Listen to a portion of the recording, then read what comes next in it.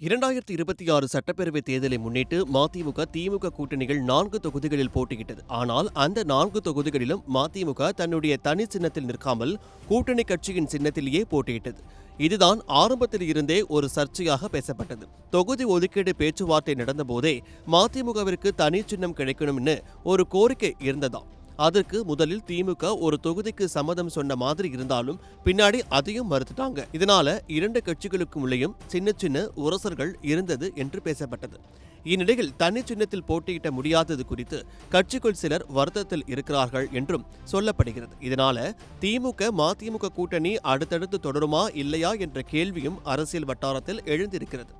இதற்கிடையில் மதிமுகவின் துரை வைகோ இப்போதைக்கு நாங்கள் திமுக கூட்டணியில் தான் இருக்கோம் என்று தெளிவுபடுத்தியிருந்தார்.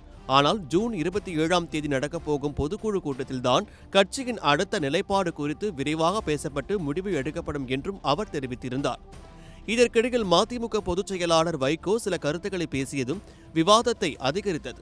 தமிழக அரசின் கடந்த ஒரு மாத ஆட்சி நல்லா இருக்குன்னு ஒரு வகையில் பாராட்டியதுடன் பாலியல் குற்றங்கள் எல்லா ஆட்சிகளிலும் நடக்குது, அதுக்கும் அரசுக்கும் நேரடி சம்பந்தம் இல்லைன்னு கூறியிருந்தார். மேலும் இது போன்ற குற்றங்களுக்கு கடுமையான சட்டம் வேண்டும், குற்றவாளிகளுக்கு கடுமையான தண்டனை வழங்கப்பட வேண்டும் என்றும் ஜாமீன் போன்ற சலுகைகள் கூட வழங்கக்கூடாது என்றும் அவர் வலியுறுத்தியிருந்தார். மேலும் வரும் 27ஆம் தேதி மதிமுக பொதுக்குழு கூட உள்ளது. அப்போது தற்போதைய அரசியல் சூழ்நிலையை ஆய்வு செய்து அதன் பின்னர் உள்ளாட்சி தேர்தல் கூட்டணி குறித்து அறிவிப்பு வெளியிடப்படும். நாங்கள் திமுகவை பற்றி எந்தவித தவறான கருத்தையும் தெரிவிக்கவில்லை. ஆனால் அவர்கள் சமூக வலைதளங்கள் உள்ளிட்ட அனைத்து தளங்களிலும் எங்களை பற்றி அவதூறு பரப்பி வருகின்றனர் என்று கூறியுள்ளார். அதே நேரத்தில் ஈரோட்டில் நடந்த கட்சி கூட்டத்தில் மதிமுக அவைத்தலைவர் ஆடிட்டர் அர்ஜுன்ராஜ் மிகவும் கடுமையான பேச்சு பேசினார். திமுகவை நேரடியாக விமர்சித்து திமுக நச்சு பாம்பு மாதிரின்னு ஒப்பிட்டு பேசினார். திமுகவுடன் இனி இருக்கக்கூடாது என்பதுதான் பலருடைய கருத்து என்று கூறியதுடன் திமுக மதிமுகவை அழிக்க முயல்கிறது என்றும் குற்றம் சாட்டினார்.